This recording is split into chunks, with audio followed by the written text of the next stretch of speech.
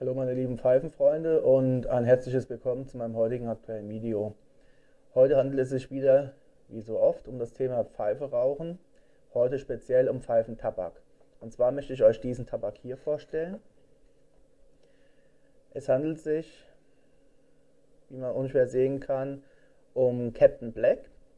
Hierbei namentlich um die europäische Mischung, die seit einiger Zeit auch hier in Deutschland entsprechend zu erhalten ist. Zu Captain Black muss man sagen, dass es sich hierbei originär um einen sogenannten Drugstore-Tabak handelt, den man in den USA unter anderem bei Walmart oder auch an Tankstellen für wenig Geld kaufen kann. Ihn gibt es dort üblicherweise in Pouches, aber auch in größeren Portionen, entsprechend in großen Dosen und Beuteln. Während er in den USA in 3 verschiedenen Mischungen angeboten wird, einmal als Weiß, einmal als Blau, einmal als Gold, gibt es hier in Deutschland nur den Weißen zu kaufen. Und um den wird sich das heutige Review entsprechend drehen.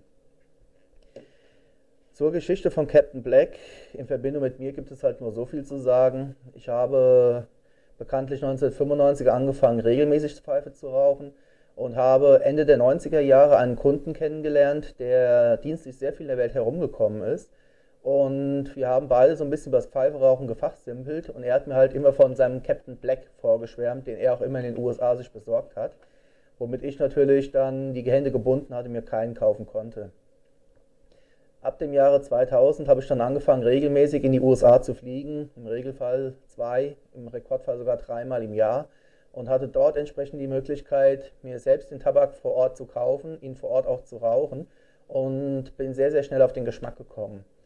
Tja, jetzt habe ich die letzten 3 Jahre mittlerweile keine Reise mehr in die USA antreten können, abgesehen vom Mai letzten Jahres.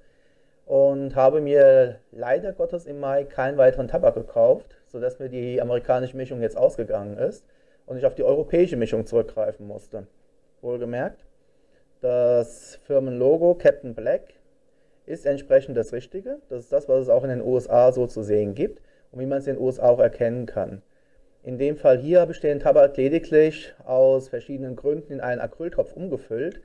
Einmal halt, weil man ihn besser entnehmen kann und zum anderen, ich hoffe, man kann es einigermaßen sehen, habe ich hier unten ein Humitrol drin, um die Feuchtigkeit im Tabak aufrechtzuerhalten, damit er mir nicht so schnell austrocknet. Diese Acryltöpfe haben sich bei mir als sehr praktisch erwiesen und für den Captain Black ist er auf jeden Fall sehr gut geeignet. Aber kommen wir mal auf die Mischung selbst, wie sie sich rauchen lässt und wie sie schmeckt.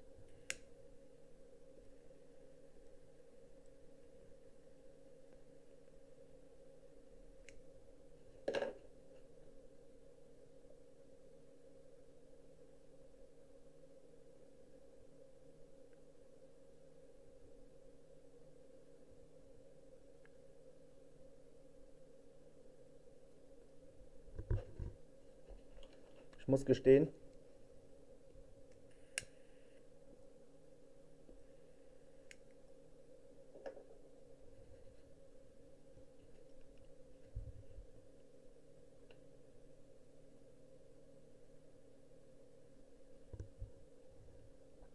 rein vom Duft her ist der Tabak äußerst angenehm.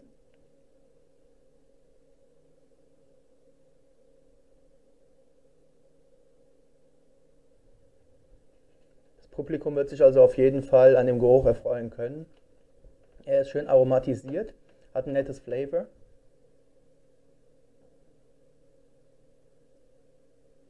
Was mich bei der europäischen Mischung jedoch sehr stört, ist der Fakt, dass im Hintergrund ein doch recht bitterer Geschmack durchkommt.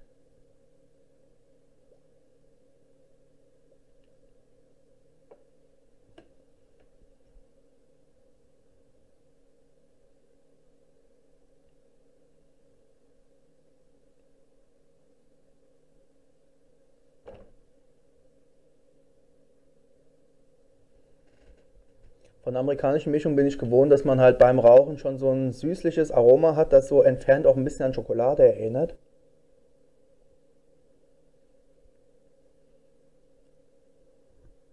Dazu noch ein bisschen Vanillearoma. Also alles in allem eine Mischung, wie sie mir eigentlich sehr, sehr gut gefällt.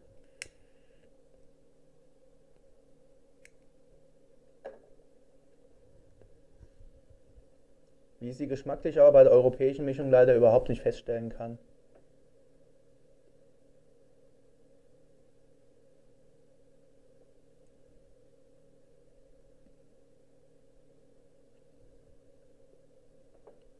Kommen wir noch mal kurz zur Originalbeschreibung. Hier heißt es so schön, so nah am Original wie nie zuvor, duftig, luftig und sanft. Aus vollreif aromatischen Burley-Virginia-Tabaken wird in einem schonenden Fermentationsprozess ein samtweicher Black Cavendish von feiner Süße.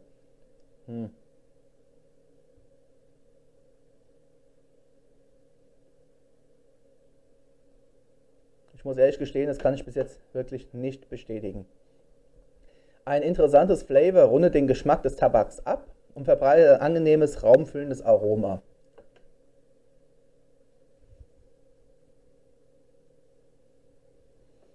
Also ich muss sagen, der letzte Teil des Satzes verbreitet ein angenehmes, raumfüllendes Aroma. Dieser Teil, der stimmt wirklich. Wie gesagt, das Publikum wird sich freuen.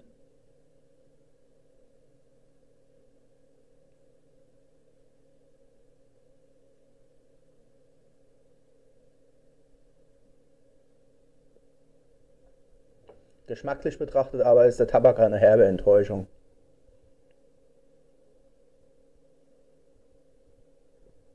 Ich muss ehrlich gestehen, ich habe in den ganzen Jahren eigentlich noch nie Tabak weggeschmissen.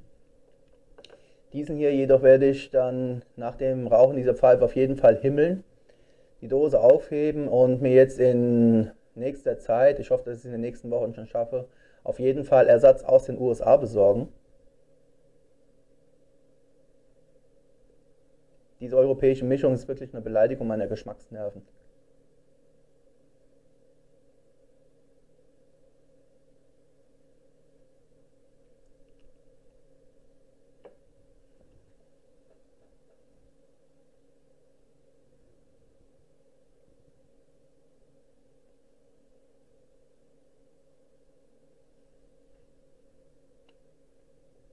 Es kommt zwar ein bisschen Süße durch, aber trotz allem hat man so ein gewisses Brennen mit auf der Zunge, was jetzt aber kein üblicher Tongue-Bite ist, wie man es von manchen Tabaken her kennt. Der Rauch selbst ist kühl, also es lässt sich kühl rauchen, aber es ist so ein unangenehmer, bitterer Geschmack, der eben, wie gesagt, an ein Brennen erinnert.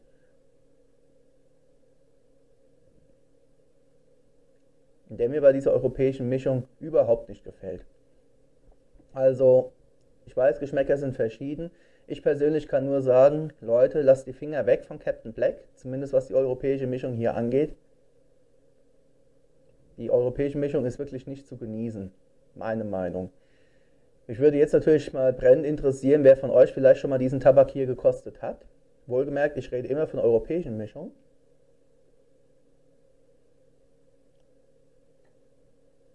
Und wie euch der Tabak vor allem geschmeckt hat. Ich persönlich kann der europäischen Mischung leider Gottes überhaupt nichts abgewinnen.